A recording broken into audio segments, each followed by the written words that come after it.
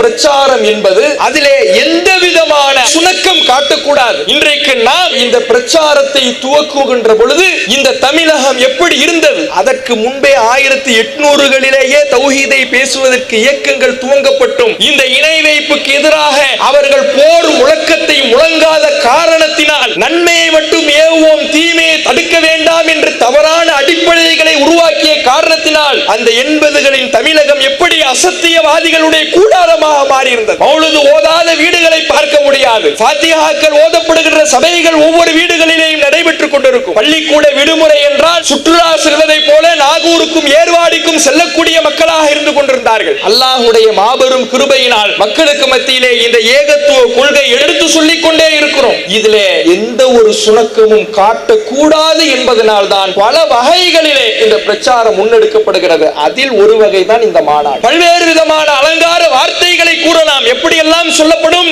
மாநாடு நடத்துற காசுக்கு ஒரு ஸ்கூலை கட்டி விடலாம்ல. ஸ்கூல் கட்டலாம் தான், தேவைதான், அவசியம் இல்லைன்னு சொல்லல. மார்க்கம் இல்லாமல் கொள்கை இல்லாமல் உலக கல்வியை கற்றுக்கொண்டு அவன் நாசமாக போவதற்கு பதிலாக மார்க்க கல்விதான் அடிப்படை, கொள்கை தான் அடிப்படை என்பதை முழங்குவதற்கு இந்த தாவா அவசியம் என்பதை உணர வேண்டும்.